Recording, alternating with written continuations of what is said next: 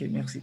Voilà, donc je disais que le thème d'aujourd'hui, c'est le thème 6 qui porte sur la monnaie et sur le système bancaire et comment la Banque centrale arrive à agir sur l'activité économique à travers juste le fait donc de créer de la monnaie ou le fait donc d'acheter ou de vendre des obligations et ces activités-là que la Banque centrale fait, comment elle arrive à réguler l'activité économique. Et comme nous sommes dans un temps de la pandémie même, la Banque centrale a un grand rôle à jouer, d'autant que le gouvernement du Canada s'est endetté énormément ou alors a pu allouer des ressources aux ménages en, pas contre une contrepartie. Donc, on va voir plus loin dans le thème 7 que toute activité monétaire qui n'a pas de contrepartie réelle va introduire de l'inflation dans l'économie. Donc, on va voir ça plus tard, comment la Banque centrale peut essayer de régulariser ou bien réguler un peu ce mécanisme-là, donc en agissant sur l'activité économique au travers donc de la quantité de monnaie qu'il y a en circulation. Donc, vous avez vu une partie un peu donc dans les capsules, mais je vais revenir un peu là-dessus.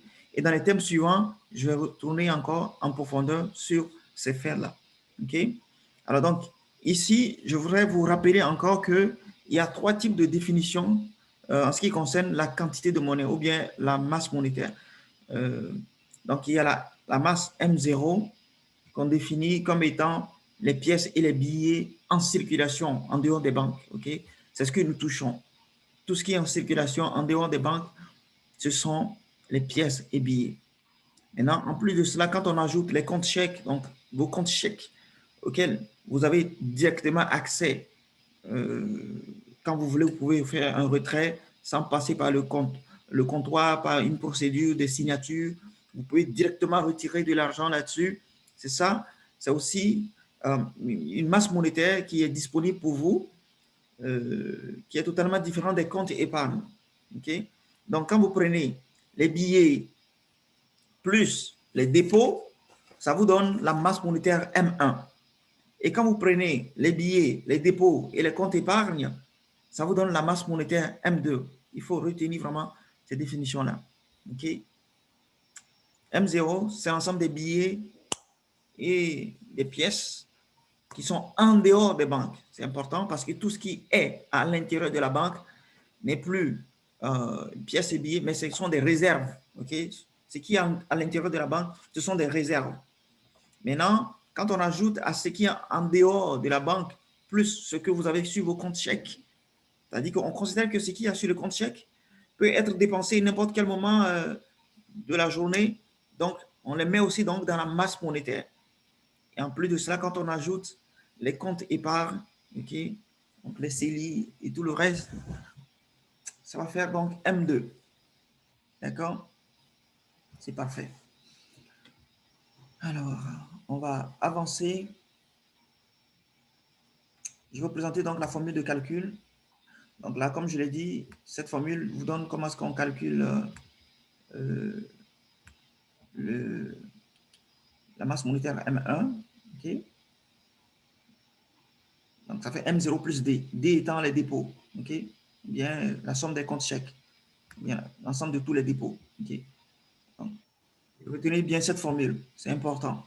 D'accord? Pour ceux qui n'ont pas encore retenu. Alors, on va passer donc à la diapositive 25.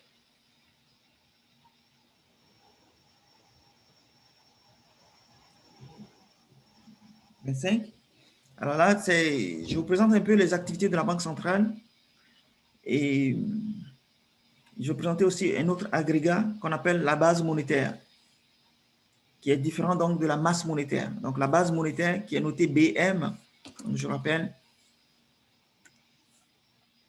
il y a ce qu'on appelle la masse monétaire M1, qui n'est rien d'autre que M0 plus D. Donc D, c'est les dépôts ou bien les comptes chèques.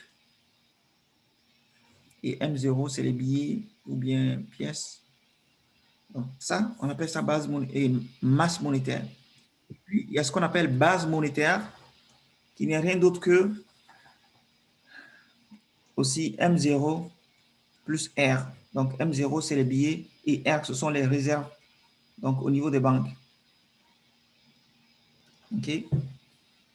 Donc, dans les réserves, bien entendu, il y a aussi les dépôts. Okay? Il y a les dépôts, puis il y a les épargnes, il y a ce que les banques ont en stock elles-mêmes. D'accord?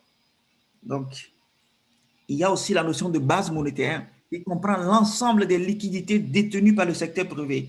Alors, quand on dit secteur privé ici, on fait référence aussi aux ménages, aux entreprises, aux banques centrales, aux banques commerciales, parce que les banques commerciales sont aussi comme des entreprises, ok? Donc, le secteur privé, c'est vraiment tout ce qui est privé, les banques commerciales, les entreprises, les ménages, tout ce qu'ils ont comme liquidité, c'est ça la base monétaire. Donc, vous voyez bien, les réserves contiennent, donc les dépôts, les réserves sont encore plus grandes que la base monétaire est plus grande que le M1. Parce que dans le M1, vous allez trouver les billets et puis juste les dépôts. Il n'y a pas les réserves de banque à l'intérieur. Mais les réserves de banque, quand on les prend avec la masse monétaire, vous trouverez donc la base monétaire. J'espère que c'est clair pour tout le monde.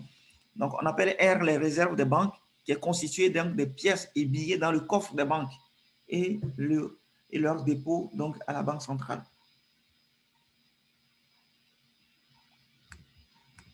Okay. Alors, donc cette formule que je vous ai présentée tantôt, donc la base monétaire est donnée par M0 plus R, parce que le M0, c'est l'ensemble donc des billets et des pièces qui sont en circulation déjà. Maintenant, quand on va ajouter l'ensemble des billets qui sont dans les banques commerciales, plus l'ensemble des billets qui appartiennent aux banques commerciales, mais qui sont détenus par la banque centrale. Okay. Alors, au Canada, la Banque centrale est la Banque du Canada. Okay? Donc, la Banque centrale est comme l'élément central qui gère l'activité économique. Donc, la Banque du Canada est la Banque centrale okay, qui gère l'activité monétaire du pays. C'est une institution qui est totalement indépendante du gouvernement en place. Okay? Le gouvernement en place n'a pas de décision à prendre sur les politiques que le gouverneur de la Banque centrale doit mener. Le gouverneur de la Banque centrale est totalement indépendant okay, de toutes les politiques que le gouvernement actuel politique peut décider. Okay. C'est parfait. Alors, ce qui m'a mené vraiment ici, pourquoi je vais vous présenter ça, c'est essentiellement ça. La Banque centrale du Canada peut acquérir des actifs en augmentant son passif, soit en introduisant des billets, soit en augmentant les dépôts des banques, ce qui augmente leurs réserves. Donc, c'est une activité vraiment très minutieuse que la Banque centrale fait dans l'économie. Okay, on va voir plus loin en détail. Donc ici, la Banque centrale peut faire quoi? Elle peut prêter aux banques commerciales. Elle peut acheter aussi des obligations. Elle peut vendre aussi des obligations okay, à une banque ou bien au secteur privé même. D'accord? Donc, pourquoi j'ai mis ceci en jaune et en jaune? Parce qu'il y a les prêts, quand la Banque centrale prête aux banques ou qu'elle achète des obligations, ce qui arrive, c'est qu'elle introduit de la monnaie dans l'économie. Parce que prêter aux banques commerciales, c'est comme remettre de l'argent ou bien mettre de l'argent à leur disposition. Acheter des obligations, vous savez ce que c'est qu'une obligation, hein? Ce n'est rien qu'un document. Donc, quand vous prenez l'obligation et que vous mettez en contrepartie de l'argent, donc vous achetez cette obligation, c'est que vous mettez à la disposition de celui qui le vend des ressources, des billets. Parce que la Banque centrale, elle fabrique de la monnaie. Elle ne fait rien. Elle fabrique, OK? Donc, si elle décide de faire quelque chose, elle fabrique la monnaie. Quand elle fabrique cette monnaie et qu'elle veut l'injecter dans l'économie, non, non, non, elle ne sort pas dans les rues pour jeter en l'air les billets. Non, non, non. Elle ne sort pas dans les maisons et puis elle distribue ça aux ménages, puis dit prenez de l'argent. Non, non, non. Elle fait quoi? Elle prête aux banques commerciales et elle achète des obligations. OK? Elle peut acheter auprès des banques, elle peut acheter auprès donc, des individus. OK? Ce sont ces deux activités principales que la Banque centrale fait pour pouvoir injecter de la monnaie dans l'économie. On verra plus loin qu'elle peut acheter aussi des devises. C'est-à-dire que si elle veut mettre du dollar canadien dans l'économie, elle peut acheter donc le dollar américain. Parce qu'une fois qu'elle achète des dollars américains et qu'elle dépose les dollars américains dans son compte, c'est qu'elle va remettre le dollar canadien aux gens et donc les gens auront dans leurs mains donc beaucoup de dollars canadiens. On verra plus tard comment est-ce que le taux de change aussi évolue par rapport à cela. Et l'autre activité qu'elle fait, c'est la vente d'obligations.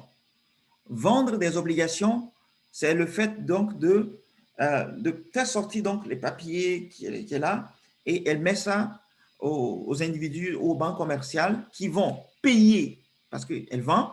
Les gens vont donner vraiment de la monnaie. Donc, c'est comme si elle retire de la monnaie de l'économie. La Banque centrale veut diminuer la quantité de monnaie dans l'économie. Elle va vendre les obligations. Okay? Ou alors, elle peut exiger que les banques fassent des dépôts dans leur compte auprès d'elle. OK? Donc, il faut vraiment que ça soit clair pour tout le monde. Les prêts aux banques et les achats d'obligations constituent de l'émission de la monnaie dans l'économie. Donc, une politique monétaire expansionniste constitue à acheter ou à prêter aux banques, acheter des obligations ou à prêter aux banques. Okay? Quand on veut augmenter la quantité de monnaie dans l'économie, c'est ce qu'on fait. On achète des obligations ou on fait des prêts aux banques. C'est important. Okay? Alors, les ventes d'obligations sont juste le mouvement contraire. Alors, on nous présente un peu un tableau ici. Je sais que ceux qui sont en comptabilité vont très bien comprendre, mais c'est pas ce qui est vraiment important pour nous ici. Parce qu'on ne va pas vous demander de faire des tableaux. Je ne vais pas vous demander de faire des tableaux de bilan, donc actif-passif. On ne va pas faire ça. OK? Mais c'est juste une illustration vraiment de comprendre ce qui se passe.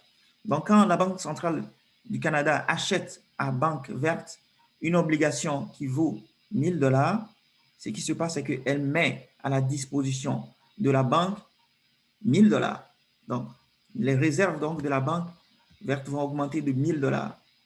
Et donc, bien entendu, il faut une contrepartie de cela. Donc, c'est comme dans le compte des obligations au niveau de la banque verte, elle va mettre moins 1000 $. Donc, les obligations ont diminué de chez elle, donc de 1000 $. Alors qu'au niveau donc, de la Banque du Canada, elle va avoir comme un actif de 1000 $ au niveau des obligations et un passif de 1000 $ comme réserve parce que les réserves des banques constituent donc un passif pour la Banque centrale. Pourquoi? Parce que la Banque centrale est comme le garant ou le propriétaire de tous les billets et monnaies ou pièces dans l'économie. Okay. La Banque centrale est le garant de cela ou le propriétaire. Donc, quand un billet sort de chez elle pour aller quelque part, il est le garant, donc c'est dans son actif en fait. Okay. Donc, toutes les réserves sont comme des actifs pour la Banque centrale. Monsieur, j'ai une question. Oui. Si vous dites que la Banque centrale, en fait, achète et vend des obligations, donc ça veut dire que les banques régulières, donc les banques commerciales, la banque commerciale émet des obligations. Donc, ça veut dire que les deux, la Banque centrale et la banque commerciale, émettent aussi des obligations parce que les deux côtés peuvent en acheter. Oui, tout à fait. Tout le monde peut en acheter, même les individus peuvent acheter des obligations. Les entreprises privées qui ne sont pas des banques peuvent aussi acheter et émettre des obligations. Concrètement, c'est quoi la différence si les banques peuvent déjà faire des prêts? Donc, si la banque prête 1000 $ ou achète 1000 $, dans les deux cas, en fait, il y a des intérêts puis ça revient au même. C'est quoi la différence? C'est juste que la population peut acheter des actions, des obligations? Okay. Merci beaucoup pour la question. Ça me permet de réexpliquer encore. Parce que la différence, c'est juste ceci. C'est juste que on va considérer une économie et où les gens sont en activité, okay, la population est en activité, les ménages achètent, vendent des obligations. La masse monétaire va suivre son cours. Mais quand le gouverneur de la Banque centrale a une idée en tête, quand elle veut augmenter la quantité de monnaie, c'est-à-dire son objectif, c'est d'augmenter la quantité de monnaie, ce qu'elle va commencer à faire, c'est qu'elle va commencer à acheter vraiment toutes les obligations. En tout cas, si elle en a dans l'économie, elle va acheter beaucoup d'obligations parce qu'elle veut émettre vraiment de la quantité de monnaie. Donc, en achetant, elle va augmenter la quantité de monnaie dans l'économie. C'est juste ça. C'est juste son objectif. OK. Donc, les obligations, c'est juste c'est un mécanisme, un levier, en fait, pour baisser ou augmenter le taux de monnaie dans le pays. Exactement, c'est ça. OK. Effectivement, et en faisant ça, vous avez voulu toucher un point, le taux d'intérêt.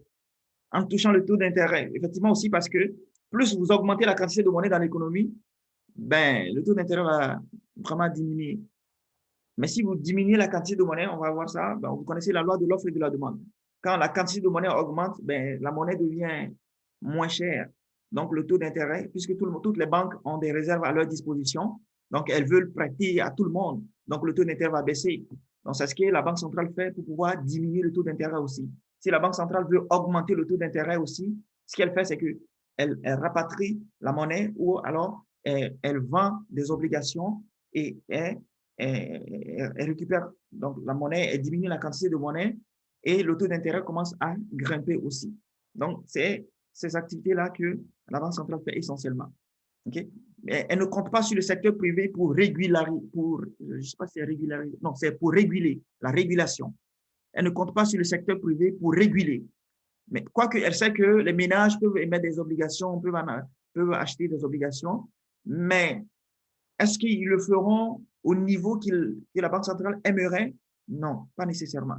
Donc, elle anticipe ce que les ménages pourront faire et elle complète ou bien elle, elle diminue les niveaux. C'est un peu ça. Parfait. Voilà, donc, nous présente encore, bon, ça c'est ce que je venais juste d'expliquer. On nous présente un autre exemple, donc la transaction 2 où la Banque du Canada prête, donc là c'est un prêt à la Banque bleue de montant de 1000 $.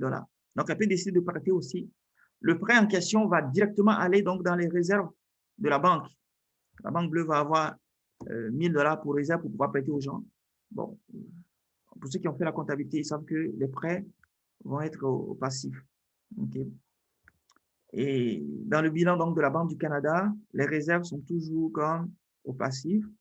Et comme elle a prêté 1000 $, donc pour le prêteur, le prêt est à l'actif, mais pour l'emprunteur, le prêt est au passif. Bon, ça, en comptabilité, mais bon, ici, comme ce n'est pas un cours de comptabilité, on ne va pas rentrer trop dans les détails.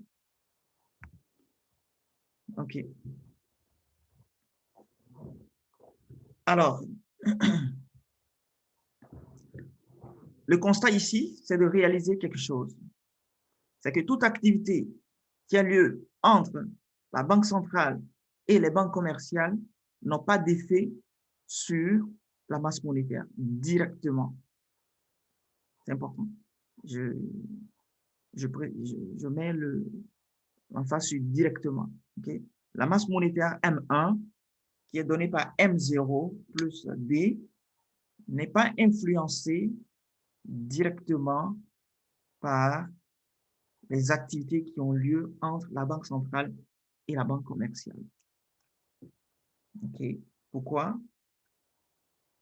Je remets les formules. La masse monétaire M1 est donnée par M0 plus les dépôts. La base monétaire est donnée par M0 plus les réserves. Alors, quand vous voyez, quand la Banque centrale achète des obligations ou vend des obligations ou prête aux banques commerciales, ça ne vient pas changer les dépôts des ménages directement. Tout ce que ça fait, ce sont les réserves des ménages et des banques qui changent, puisque la Banque centrale met à la disposition directement aux banques commerciales. Donc, les réserves des banques commerciales vont augmenter ou soit diminuer. Donc, les activités entre la Banque centrale et la banque commerciale entraînent un mouvement ou une évolution des réserves des banques. Soit les réserves augmentent, soit les réserves diminuent.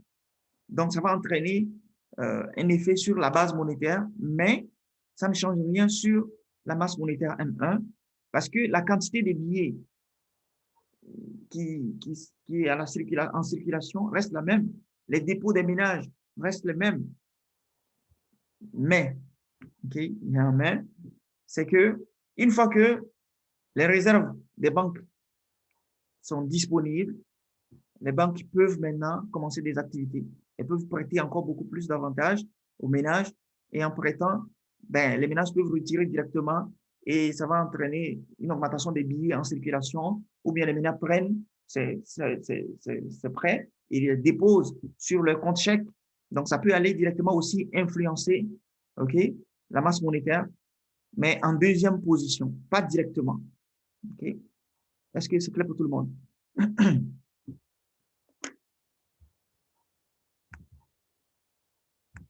OK, si c'est clair pour tout le monde, quand on avance.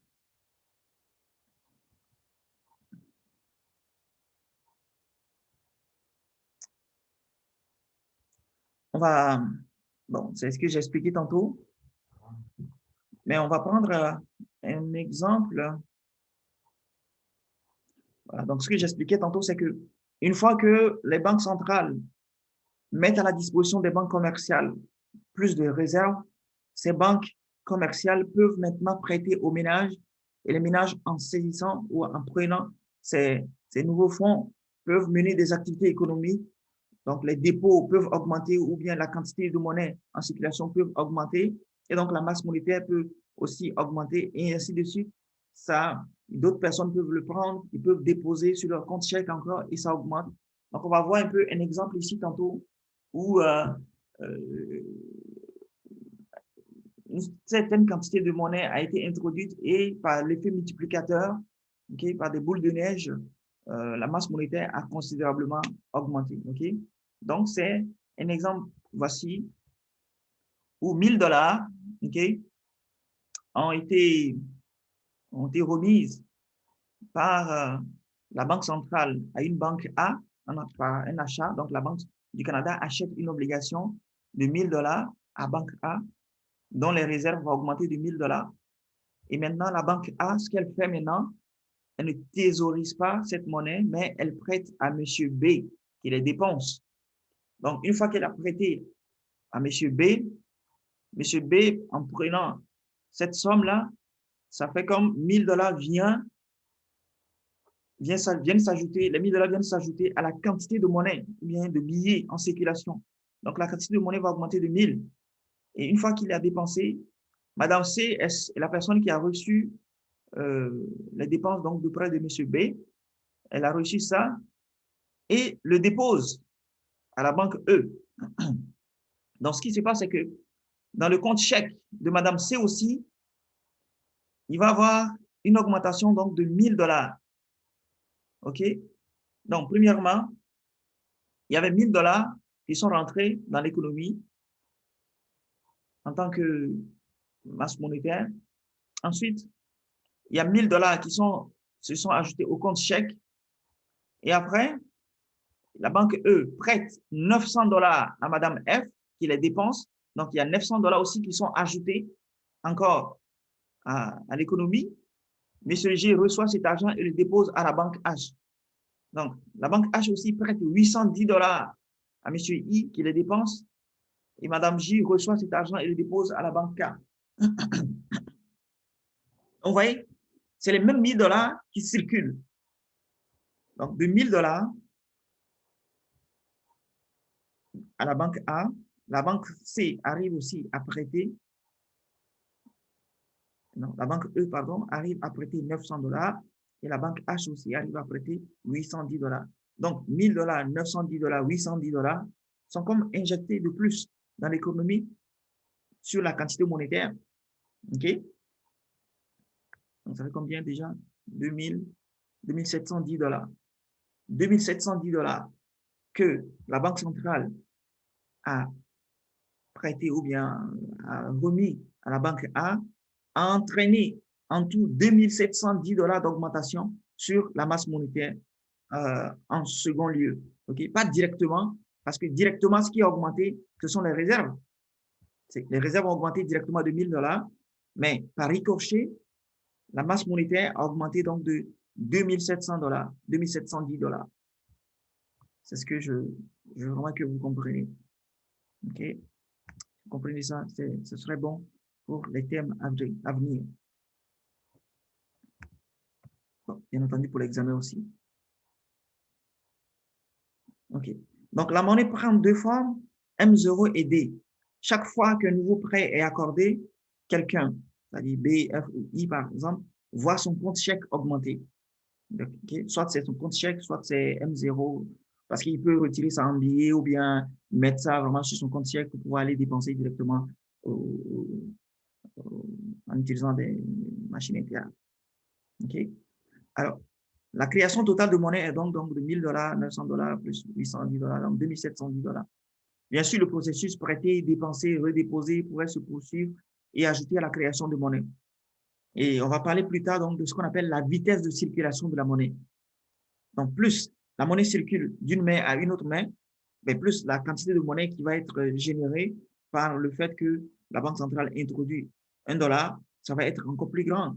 Parce que, mais si la monnaie passe difficilement d'une main à une autre, la création de monnaie aussi va être moins élevée. Okay? Je ne sais pas si je me fais comprendre. OK, c'est parfait.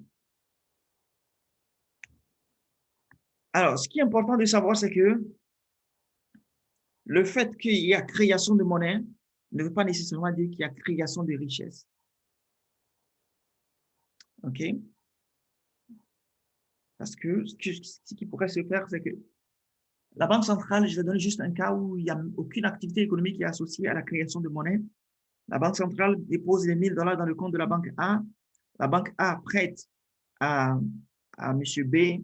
M. B fait un don, OK, à Madame C. Madame C prête à M. B le même montant et M. D donne ça à son enfant.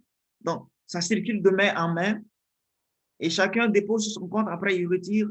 Donc, il y a comme une augmentation de la quantité de monnaie, mais il n'y a pas du tout une activité économique qui est derrière.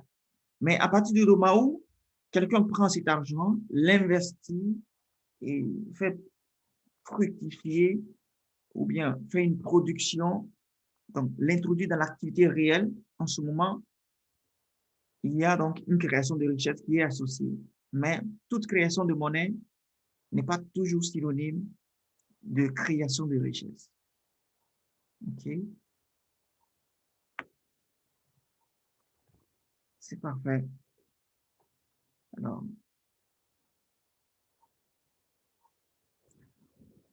Alors, donc ici, on fait un peu un petit récapitulatif de comment est-ce que la monnaie peut être créée. Donc, de la monnaie est créée quand deux choses arrivent. Une rentrée de fonds dans le système bancaire et ces fonds sont prêtés. Okay? Quand les fonds sont prêtés, il y a création de monnaie. Et quand il y a entrée de monnaie donc dans le système bancaire, donc dans les banques commerciales, au travers donc de soit achat d'obligations ou bien de prêts par la banque centrale aux banques commerciales, les réserves des banques commerciales vont augmenter et quand elles sont prêtées aussi, la monnaie peut être créée. Donc, en conclusion, la Banque du Canada ne fait qu'ajouter des réserves au niveau donc, des banques commerciales. Et à partir de ces réserves, le système bancaire contribue involontairement à créer de la monnaie. OK? Je pense que c'est vraiment clair. Ce sont des choses auxquelles vous êtes habitués. Alors, la dernière chose dont je vais parler, c'est le multiplicateur monétaire. Ne faites pas attention à la formule mathématique en tant que telle, mais l'intuition qui est derrière. OK? Alors, on va d'abord présenter quand même un texte introductif, puis vous allez comprendre à quoi fait référence donc le multiplicateur monétaire. Donc ici, on dit la banque centrale prête de l'argent aux banques commerciales qui, à leur tour, prêtent cet argent à leurs clients. Donc, il y a création de la monnaie. Et la question qu'on se pose, c'est que si la banque centrale introduit $1 de réserve, OK, supplémentaire au niveau donc des banques commerciales, de combien la masse monétaire va augmenter? La masse monétaire en circulation va augmenter, c'est-à-dire M1. Donc, pour connaître la réponse, il faut mesurer le multiplicateur monétaire. Donc, le multiplicateur monétaire, c'est ce facteur-là qui nous dit, OK, de $1, on peut retrouver $100 d'augmentation de masse monétaire. Donc, le multiplicateur est de 100. Le multiplicateur monétaire, est-ce qu'il nous dit que de $1000 que la Banque centrale introduit au niveau de la banque A, on peut avoir une augmentation de $2710 donc de la quantité de monnaie en circulation. Donc, ce qui fait que le multiplicateur serait alors 2710 divisé par 1000, ça va être 200 27 ou bien 2,7. 2,7 dollars. 2,7, pardon, pas dollars. Donc, 2710 divisé par 1000, ça fait 2,7. OK? Donc, c'est ce qu'on va essayer de regarder ici. Donc, le multiplicateur monétaire nous permet de savoir combien de monnaie est créée à partir d'une injection de réserve donnée. Donc, vous voyez, on vous dit que ça fait le M1, la masse monétaire, divisé par la base monétaire. Donc, si la base monétaire augmente de 1 dollar, de quelle quantité le M1 va augmenter? OK? Le M1, c'est l'ensemble donc des pièces et billets en circulation plus les dépôts. Donc, ceci vous donne déjà la quantité de monnaie en circulation et ceci vous donne vraiment la base monétaire qui incorpore les réserves. OK? On va essayer d'éclater cette formule. Mais vous retenez ça, c'est important. Et puis, on va l'éclater. On va l'éclater. Bon, si je vous demande, je vous donnerai la formule. D'accord? Je vous donnerai la formule à l'examen. Alors, je pense que ça ne devrait pas trop être compliqué. On avait déjà dit que M1, c'est ça. OK? Et le BM, c'est ça. Donc, on réécrit ça comme ça. Et là, ce qu'on va faire, c'est qu'on va diviser le numérateur par D et le dénominateur par D. OK? C'est-à-dire que M0 plus D, le tout divisé par D. Et maintenant, oups. Les dénominateurs aussi, c'est M0 plus R divisé par D aussi. Okay, donc, vous savez que si vous divisez le numérateur et le dénominateur par le même, ça ne change pas donc la valeur de la fraction. Okay. Et si tout le monde est d'accord, le numérateur va donner alors M0 sur D plus D sur D. Donc 1. Et le dénominateur va donner M0 sur D plus R sur D. Okay, donc, c'est vraiment ça ici. 1 plus M0 sur D divisé par M0 sur D plus R sur D. Donc, c'est cette formule. Pourquoi on fait ça? Pourquoi est-ce qu'on veut éclater ça pour écrire ça comme ça? C'est parce que, vous voyez ça? Le M0 sur D, ça vous donne un peu comme la fraction des billets par rapport au dépôt. Parce que les billets, c'est M0, les D, c'est les dépôts. Donc, on veut voir, OK, déjà, quelle est la fraction des billets en circulation par rapport à ce que les ménages veulent conserver dans les banques sur leur compte chèque. Okay. Est-ce que les gens ont une certaine facilité à détenir la monnaie directement? Okay. Et R sur D, c'est vraiment la proportion des réserves par rapport aux dépôts. C'est-à-dire les réserves des banques et les dépôts des ménages. Est-ce que les banques réservent beaucoup par rapport aux dépôts? Okay. Ça aussi, ça va déterminer comment est-ce que la monnaie circule rapidement dans l'économie. Si les banques détiennent beaucoup de réserves, autant que les dépôts des ménages, et c'est-à-dire que les banques ne prêtent pas assez parce que les réserves sont encore élevées par rapport aux dépôts, mais là, le multiplicateur va être faible en fait. La monnaie ne va pas beaucoup circuler. Mais quand les réserves sont faibles par rapport aux dépôts, c'est-à-dire que les banques réservent moins d'argent dans leur compte, enfin, au sein de leur building, c'est que la monnaie est beaucoup plus prêtée, donc le multiplicateur monétaire va être beaucoup plus élevé. Okay? Il faut juste regarder ça aussi. Si ceci est faible, si ceci est petit, donc tout le dénominateur va être petit, donc toute cette fraction va être élevée. C'est important que vous compreniez ce que je suis en train de dire. Si R sur D est petit, tout ceci va être petit et donc toute la fraction va être grande. Parce que quand vous inversez une fraction, si elle était faible, elle va augmenter. La fraction va être, l'inverse va être beaucoup plus élevé. Okay? C'est comme si vous prenez 1 sur vous voyez que vous voyez, 1/3, si le 3 augmente pour devenir 4, le 1/4 va être plus petit. OK? Excusez-moi. Le 1/4 va être plus petit. Donc, le 1/3 est plus grand que 1/4, quoique 3 est plus petit que 4. Parce que quand vous divisez par quelque chose qui est plus grand, ça va être plus petit. OK? Donc, si ceci est plus grand, si ceci augmente, tout ceci va être va diminuer. Et si ceci diminue, tout ceci va augmenter. Je vais vous poser ça comme question lundi prochain. Donc, je vous ai prévenu. Mais excusez-moi, j'ai une question. Ouais. Il n'y aura pas à proprement dit des calculs à faire avec. J'ai mis des calculs. Ben, s'il y a des calculs, ce qui est sûr, la formule vous sera donnée. Okay. Ouais, il y aura des calculs. Il y aura des calculs à faire. Ouais. Il y aura des calculs à faire. Bon, mais vous n'allez pas, je ne vais pas vous demander de démontrer quoi que ce soit. Les calculs qui vont être faits, c'est juste calculer le M1, par exemple. Donc, ça fait M0 plus D. Donc, à vous de savoir, dans le test que je vous ai donné, c'est quoi la valeur de M0, c'est quoi la valeur de D, et puis vous faites le calcul. OK. Voilà, on n'aura pas de modification algébrique à faire ou de formule. Là, ça va non. de l'application. Non. Il y aura que juste des applications, pas de modification algébrique. Parfait, merci, monsieur. Alors, donc, le multiplicateur monétaire dépend donc de deux ratios, comme je l'expliquais tantôt. Il y a le ratio qui mesure la proportion des billets sur les dépôts, donc c'est M0 sur D, qui est influencé par les ménages qui décident quelle proportion de leur monnaie détenue sous forme numéraire, c'est-à-dire cash, et quelle proportion laissée à la banque. Donc, plus eux, s'ils laissent à la banque, bien entendu,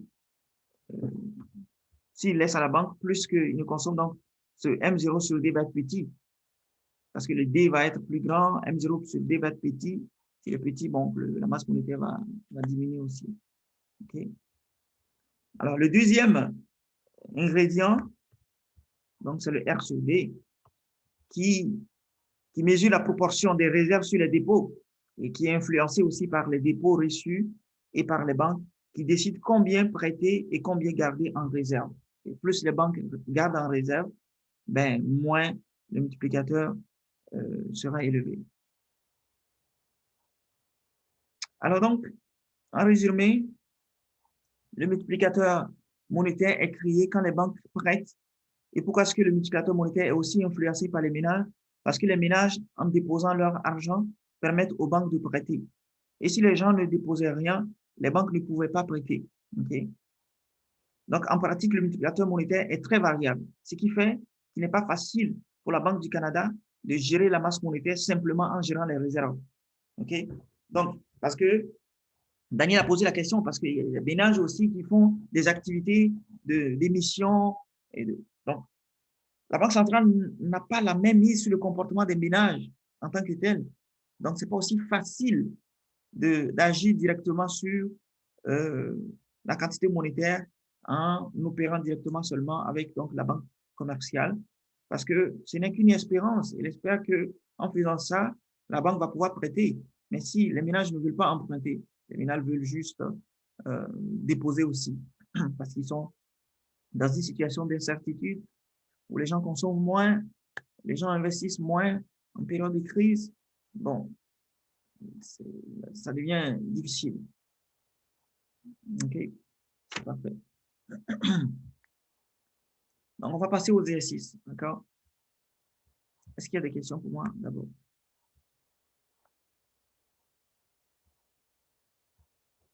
Non, pas de questions.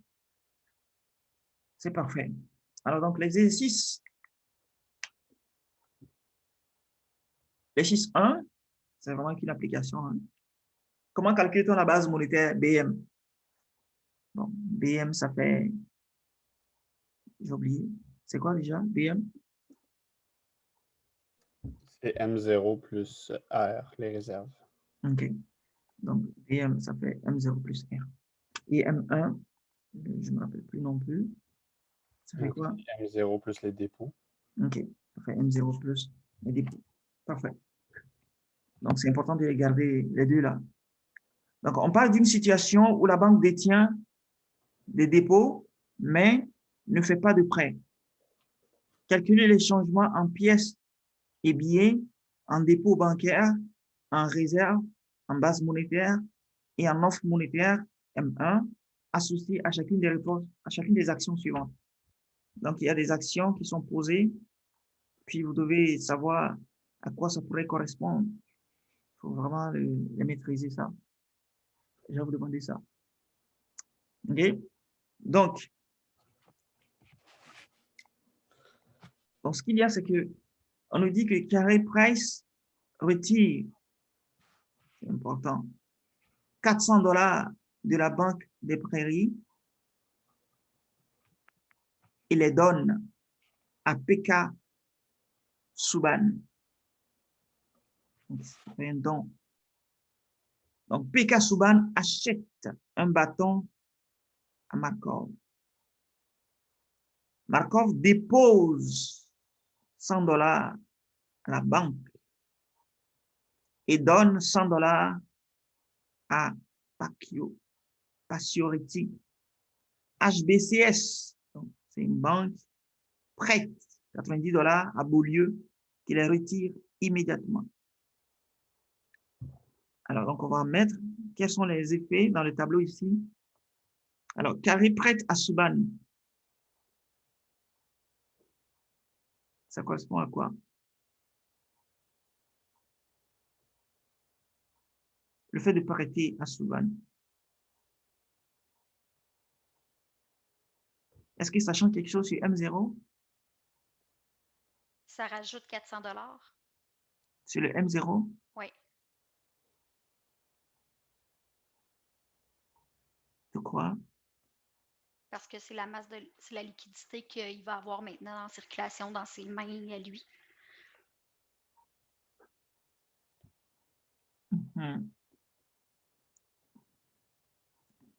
Et ça alors?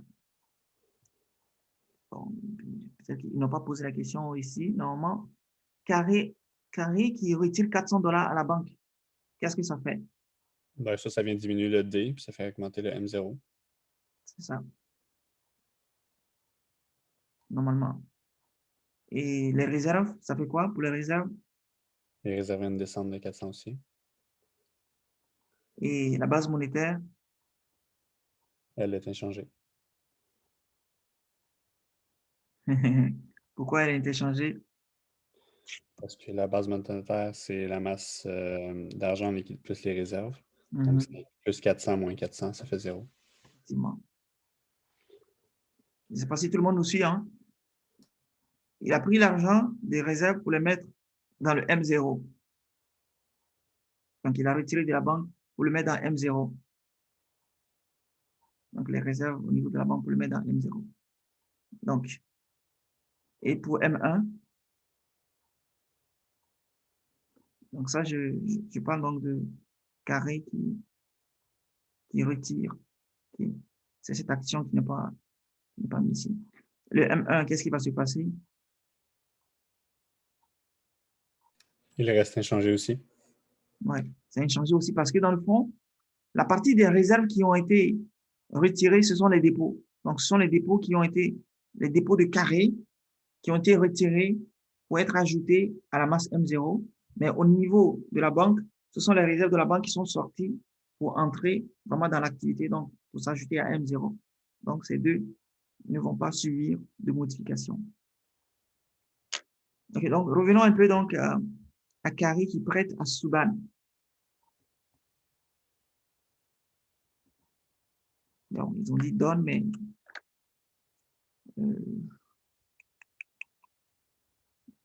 okay, qu'est-ce que ça vient changer?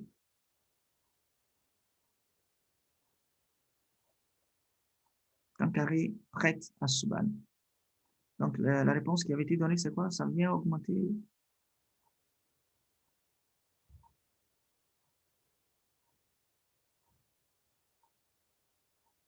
Ouais. Qu'est-ce Qu'est-ce que vous voulez dire? Bon, bien, laissons ça d'abord. Ok. Je veux vraiment qu'on laisse ça d'abord. C'est ça pourquoi je veux qu'on laisse. Allons d'abord donc à PK qui achète un bâton. PK achète un bâton à Markov, $200. Les $200, qu'est-ce qu'elles font? Est-ce qu'ils vont augmenter M0? Non. Pourquoi? Parce qu'elle fait seulement changer de main. C'est pas comme s'il y avait un dépôt ou un retrait dans les banques. Mhm. Tout le monde est d'accord avec ça? Oui. OK. Donc, je vais mettre 0 parce que le fait d'acheter, c'est de passer une main à une main. Donc, la quantité monétaire reste la même. Maintenant, est-ce qu'il y a dépôt aussi? Bon, les dépôts n'ont pas changé. C'est passé d'une main à une autre main, cette activité-là. Donc, c'est 0. Est-ce qu'il y a réserve? Non. Non Donc, plus. on met 0. La base monétaire, donc si ça n'a pas agi sur M0, ça n'a pas agi sur R. Pas non plus ici. Pas non plus là. Alors, Markov qui dépose $100. Qu'est-ce qui se passe sur M0? Alors là, les pièces en dehors vont descendre de 100, donc le M0 va descendre de 100. Oui, parce que ce qui dépose, ce sont les pièces et billets qui vont diminuer de 100. Et les dépôts vont augmenter, bien entendu, de 100. Et les réserves? De 100. Oui, les réserves vont augmenter aussi de 100. Parce que on dépose, lui, il dépose sur son compte, ok? Mais les réserves de la banque vont augmenter. Et qu'est-ce qui se passe sur la base monétaire? Ceci diminue de 100, ceci augmente de 100. Donc, fait 0. M1, ceci diminue de 100, ceci augmente de 100, donc ça fait 0. On voit comment est-ce que je le fais. Maintenant, Markov donne $100. Pardon, monsieur. Oui, Les réserves augmentent de 100, est-ce que c'est parce qu'essentiellement les banques ont le droit de prendre l'argent dans nos comptes pour les réinvestir? oui, C'est parce qu'ils ont cette option-là, sinon ça n'augmenterait pas. tout à fait. D'accord.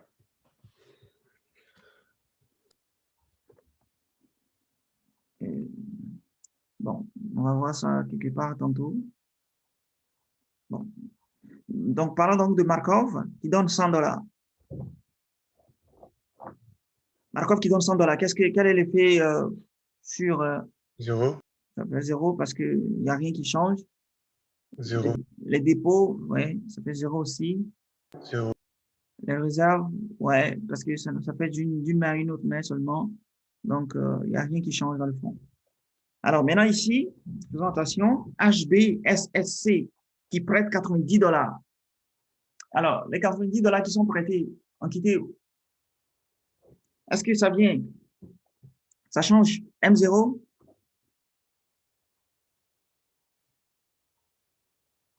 Oui, non? Est-ce que ça va changer M0? Oui, Oui, parce que au lieu, il va les retirer, donc il va y avoir de la monnaie en circulation. tout à fait. Donc, il va y avoir de la monnaie en circulation, donc plus 90. Et est-ce que les dépôts vont changer?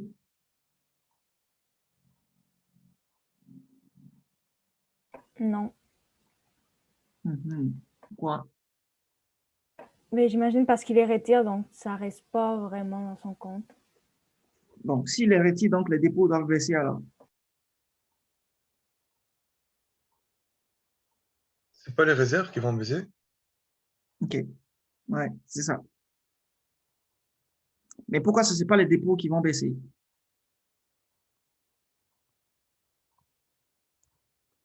Parce que les dépôts, c'est ce que les clients déposent dans la banque.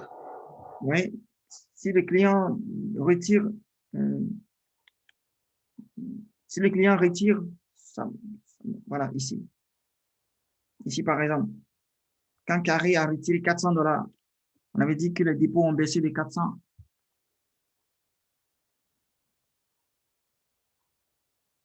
Pourquoi ici, il n'y a pas donc de... Parce que les 400 sont à carré. Alors Oui, que faut répéter encore. les $400, ils sont à carré, ils sont dans son compte chèque. alors que les $90, ils sont prêtés par la banque. Exactement. Donc, les 80, M. Beaulieu n'avait pas vraiment ces $90 dans son compte chèque. C'est plutôt la banque qui lui donne cet argent directement, qu'il prend. Donc, ce n'est pas dans son compte, ce n'est pas dans un compte dépôt qu'il va retirer cet argent. Donc, ce qui fait qu'il n'y a aucun effet sur les dépôts, mais plutôt les réserves qui vont baisser de 90. OK? C'est parfait. Je voulais juste, je pense que, oui. Effet sur la base monétaire, est-ce que ça change? Les réserves vont dans la masse monétaire, ça ne change pas. Effet sur le M1, est-ce que le M1 va changer? Oui. Ça augmente de 90, n'est-ce pas? Parce que les dépôts n'ont pas changé. La M0 a augmenté, donc M1 va augmenter. Alors, qu'en est-il de cette ligne? Pourquoi est-ce que je l'ai laissée? Je vais prendre le rouge et puis on va la remplir. Okay, on va être fidèle un peu à ça. Carré prête à Suban. Au moment où carré prête à Suban, quel effet ça a sur M0?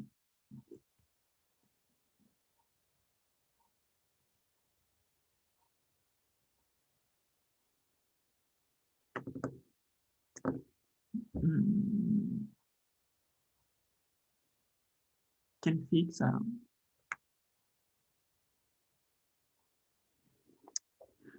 Essayez de faire un effort. Même si vous ne trouvez pas, ce n'est pas grave. C'est quand même plus 400.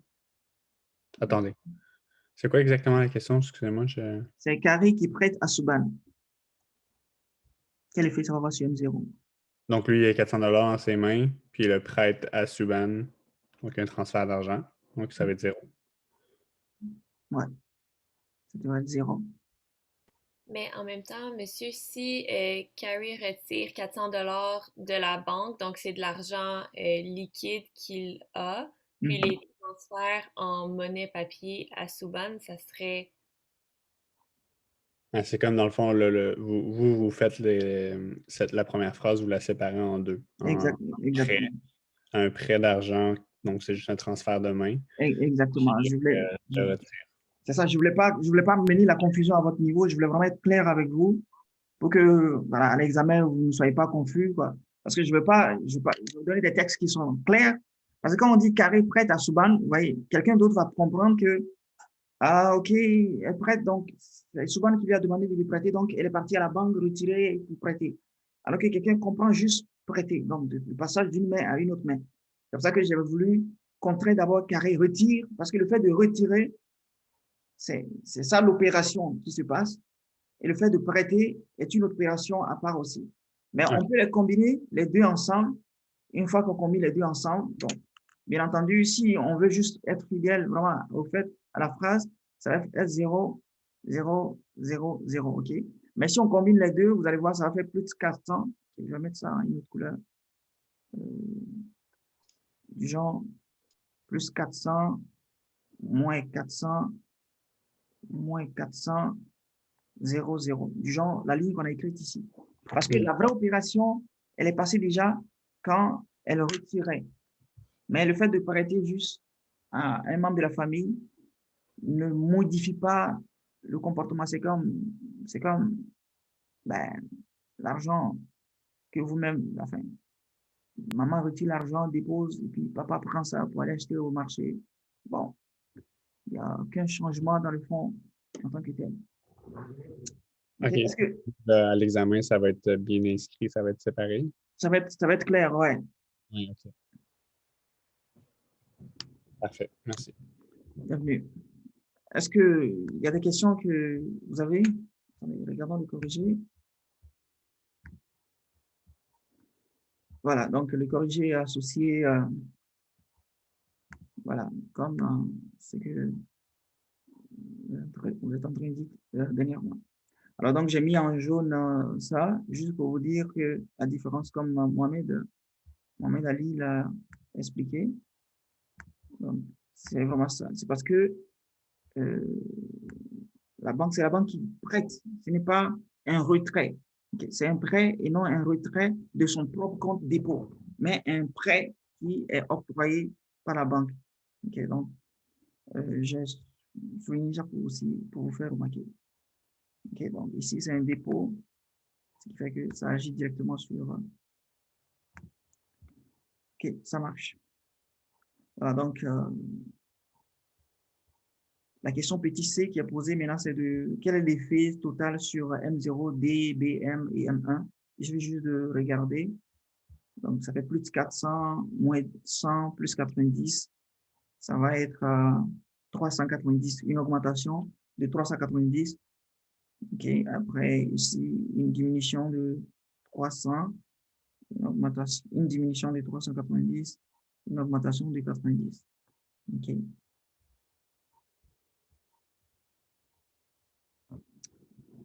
Est-ce que ça va? Oui. Oui, c'est clair.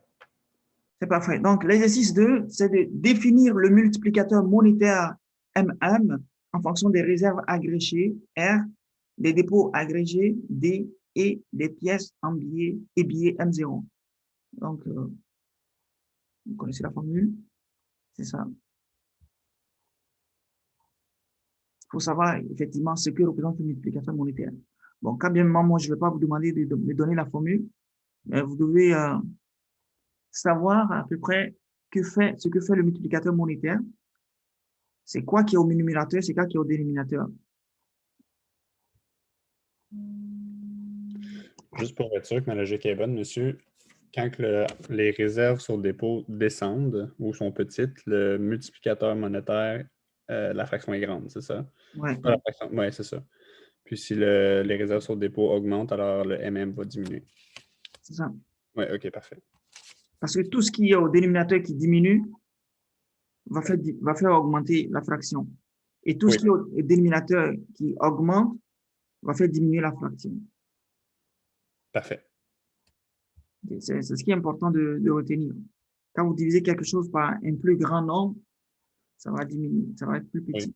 Oui, c'est logique, parfait. C'est comme partager un gâteau entre 10 personnes et partager le même gâteau entre 5 personnes. La part que chacun va avoir quand nous sommes plus nombreux va être plus petite que la part que chacun va avoir quand nous sommes moins nombreux. OK. Donc, c'est essentiellement, en fait, la question qui est traitée aussi dans cet exercice. Donc, exprimé en termes de ratio. Donc, cette question ne vous sera pas posée, mais c'est juste ça qu'on veut. Moi, je vous la donnerai.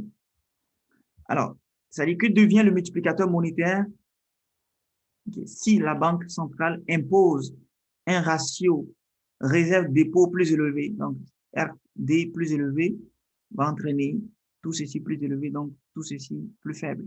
Donc, le MM va être plus faible quand le ratio R sur D est plus élevé. Donc, inversement, quand R sur D est plus petit, le multiplicateur monétaire va être plus élevé aussi.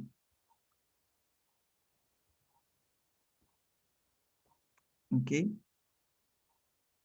En fait, ce qui se passe, c'est que dans les pays en développement, certains pays qui ne sont pas très développés, la Banque centrale exige un très grand nombre de réserves. C'est-à-dire, pour ouvrir une banque commerciale, ça demande beaucoup de fonds. Il faut déposer des réserves énormes. Et ce qui fait que la monnaie va circuler moins vite. Okay? Alors que vous allez voir, les banques au Canada ont presque pas du tout de réserves. Ce qui fait que ça, c'est petit et la monnaie passe très rapidement, donc d'une main à une autre, donc de prêteur à emprunteur rapidement. Et l'activité économique aussi est boostée. Donc, ça, c'est dû à cause d'un manque de confiance dans les pays en développement? Exactement, parce que je m'attendais à ça. Mais si il faut diminuer les réserves, pourquoi la Banque centrale ne diminue pas les réserves pour que le PIB augmente? Voilà, effectivement, il y a un autre problème qui empêche à ce qu'il fasse là, c'est le manque de confiance. Parfait. Donc logiquement, si les banques, mettons, n'auraient pas assez de réserves, puis ils prêtent trop à ce moment-là, il n'y aurait plus de liquidité, c'est ça. Puis il y aurait une crise. C'est ça. OK.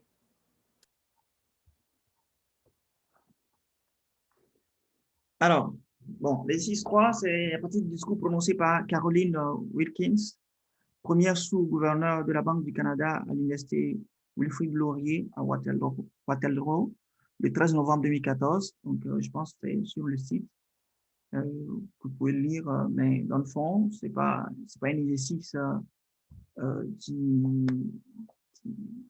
est nécessaire pour nous, mais c'est juste pour votre culture générale. Donc, moi, je pourrais passer ça en diagonale pour vous, mais ce ne sera pas utile pour votre quiz, mais peut-être bon pour votre culture générale. Donc, le lien entre la technologie et la monnaie, et le fait qu'il y a la technologie est beaucoup plus élevée, ça fait qu'on utilise moins de pièces et billets maintenant, il y a des cartes à puce et tout ça. Donc, la technologie a fait évoluer les modes de paiement, ce qui a mené à la création de nouvelles formes de monnaie. Par exemple, les bitcoins. OK? Donc, rappelez quelles sont les trois caractéristiques de la monnaie. Je n'avais pas parlé. Donc, la monnaie a essentiellement trois caractéristiques. Donc, la monnaie permet donc de conserver la richesse. Vous savez, avant, si vous êtes producteur de tomates ou bien que vous êtes éleveur de bœufs, si on dit que vous êtes riche, c'est parce que vous avez beaucoup de tomates, que vous avez beaucoup de bœufs. OK? Et le danger avec ça, c'est que d'un jour à l'autre, les bœufs peuvent être décimés par une pandémie, ou bien vos tomates peuvent pourrir du jour au lendemain. Donc, la monnaie, mais si vous vendez toutes les tomates, vous pouvez conserver vraiment votre richesse sur une longue période. Donc, c'est pour ça qu'on dit que la monnaie est une réserve de valeur. Okay? Donc, la monnaie permet donc de conserver la richesse. Donc, c'est une réserve de valeur. Et en même temps aussi, la monnaie facilite les échanges. Je sais que vous avez déjà eu à prendre connaissance vraiment des trocs qui se faisaient par le passé. Donc, il faut que si vous n'avez que des tomates et que vous voulez consommer la viande de bœuf, il faut que vous arriviez à trouver quelqu'un qui produit le bœuf et qui veut aussi les tomates afin de pouvoir échanger une certaine quantité de tomates avec ce producteur de bœuf qui vous donne un petit veau pour votre maison.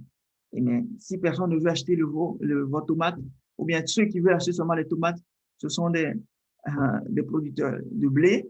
Donc, vous êtes obligé de prendre le blé, d'aller changer ça peut-être contre le maïs, afin de pouvoir aller chez le vendeur de bœuf, puisque lui, c'est le maïs qu'il veut. Et là, vous échangez le maïs avec. Donc, c'est difficile. Donc, la monnaie est véritablement un moyen d'échange très facile. Vous échangez votre produit contre n'importe qui, vous détenez juste la monnaie, et puis vous pouvez acheter n'importe quoi que vous voulez. C'est aussi un avantage. Et la troisième manière, c'est vraiment une unité de compte. Okay? C'est une référence, en fait. La monnaie est la référence en termes de valorisation des biens. Okay? Tel bien, ça coûte $1000. Okay? Quand je dis tel ordinateur coûte $1000, tout le monde comprend, tout le monde connaît la valeur de l'ordinateur. Mais quand quelqu'un dit, ah, en fait, moi, mon ordinateur me coûte 2 oranges, ou bien, je ne sais pas, ça me coûte 2 journées de travail. OK, votre journée de travail, c'est combien? C'est combien? Parce que pour quelqu'un, une journée de travail, c'est $100. Et d'autres, une journée de travail, c'est $500. Donc, la monnaie est comme une référence en termes donc, de mesure. Donc, c'est l'unité de compte. Donc, il y a 3 valeurs. Réserve de valeur, moyen d'échange et unité de compte. Donc là, c'est juste pour votre culture générale. Donc, il y a les monnaies électroniques qu'on a aussi, donc les bitcoins et tout. Et donc, vous pouvez lire les réponses. Pour ceux qui ne veulent pas lire le discours, qui veulent juste lire les réponses pour avoir un peu de culture, ben, c'est bien. Mais ceux qui veulent, vous pouvez aller regarder aussi son discours. OK? Est-ce qu'il y a des questions? Alors, avant que vous posez d'autres questions, juste rappeler que le quiz, ça sera le lundi prochain. On va commencer à 9h30. On va finir jusqu'à 10h, vous allez finir. C'est pas beaucoup, c'est 15 questions. 7 questions sur le chômage et 8 questions sur la Banque centrale. Et c'est pas compliqué, c'est des questions à choix multiples. Mais vous aurez à calculer. Vous aurez vraiment à réfléchir. Un peu comme nous le faisons tout à l'heure. Ok. Donc, il n'y aura pas de confusion. Quand il y a confusion, bon, je sais que même pour les questions à choix multiple, il y a certains, c'est 1 point par question. Okay? Il y a 15 questions, il y a 1 point par question. Mais il y a certaines réponses, si vous les choisissez, je pense que je donne demi-point parce que ça semble être correct. Mais ce n'est pas correct. Donc, je comprends que les gens peuvent penser que c'est correct et puis ils vont choisir ça et ça fait demi-point. Donc, j'ai codifié le quiz sur Moodle pour que ça puisse passer comme ça. Donc, vous aurez 30 minutes, bon, 45 minutes si vous voulez, mais je sais que vous allez finir. Donc, 45 minutes au maximum, de telle sorte que les personnes qui ont besoin de temps supplémentaire aussi peuvent continuer jusqu'à 45. Donc jusqu'à 10h15, on aura à terminer et puis on va continuer donc sur le thème 7. OK? Donc, j'invite vraiment tout le monde à se connecter à l'heure. Ouais. D'accord? C'est parfait. Est-ce qu'il y a des questions que vous avez vous-même me poser?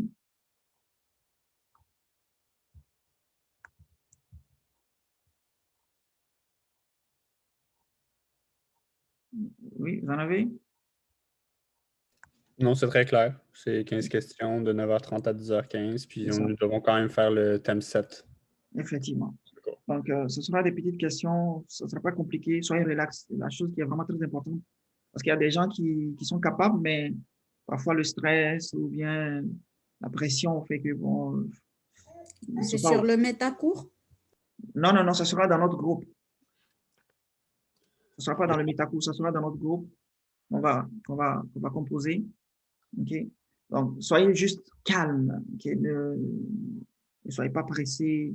Ne vous empressez pas. Okay? Parfait.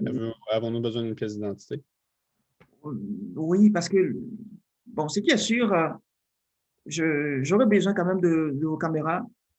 Maintenant, bon, il y en a qui je connais, mais pour vérifier les pièces d'identité, ce sera compliqué, mais il faut que vous mettez il faut que vous mettez il faut que vous mettez vos caméras. OK? D'accord. OK. De toute façon, les questions sont telles que, bon, la question 1 chez vous n'est pas nécessairement la question 1 chez l'autre. Donc, ce sera difficile de vous passer les réponses. Et puis, l'ordre donc des réponses aussi sont différents. Donc, mais on va essayer de garder les caméras ouvertes et puis composer. OK? Excuse-moi, je n'ai pas compris. C'était sur Moodle comme l'intra? Oui, ça sera sur Moodle, mais dans notre groupe, le groupe 11. Ça ne sera pas dans Metacool. OK? On aura droit à nos notes? Pardon? Est-ce qu'on aura droit à nos notes? Oui, je pense que directement après, attendez, je vois. Je pense qu'elle parle les notes de cours, là. Parce que sur le quiz, ça dit que les documents sont... Ah, mais non, non, non. Vous n'aurez pas droit à vos notes de cours. Parfait, merci. Vous n'aurez pas droit. Bon, de toute façon, vous n'en aurez pas besoin en tant que tel parce que si vous retournez là-dedans, vous allez vous perdre. Les questions sont telles que vous êtes obligé de réfléchir. OK? Vous êtes obligé de réfléchir. OK. Donc, je pense que je vais vous envoyer un courriel, ce sera beaucoup plus parce qu'il y en a qui ne sont pas connectés. Bon. Est-ce qu'il y a d'autres questions? J'ai une dernière question. Oui. Est-ce que ça sera juste sur le thème du chômage et de la banque, c'est ça? Oui. Ok, c'est bon, merci. Et une fois qu'on aura terminé ces 2 thèmes, vous n'aurez plus à composer là-dessus donc pour le final. Ah, d'accord. Mais le thème qu'on vient de voir, en fait, sera utile en fait pour les autres thèmes, parce qu'on va parler après donc de la théorie quantitative de la monnaie. Donc, c'est important donc de comprendre vraiment donc ce qu'on a vu aujourd'hui, quoi. Faut bien le comprendre pour pouvoir faire les autres thèmes. Oui, c'est ça. OK. Donc, disons, oups, la caméra est petite. Donc, si c'est bon pour tout le monde, on se dit rendez-vous lundi prochain. Soyez bien au chaud. Et 15 sur 15 pour tout le monde, c'est super. Parfait, merci. OK, bye-bye. Merci beaucoup. On va essayer. Merci. Merci. Bye bye. Merci, au revoir.